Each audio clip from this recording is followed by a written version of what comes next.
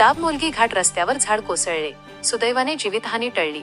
अक्कलकुवा तालुक्यातील दाब ते मोलगी दरम्यानच्या घाट रस्त्यावर सोमवारी जोरदार वाऱ्यामुळे एक मोठे झाड रस्त्यावर कोसळल्याची घटना घडली. झाड अचानक रस्त्यावर पडल्याने काही काळ वाहतुकीत अडथळा निर्माण झाला.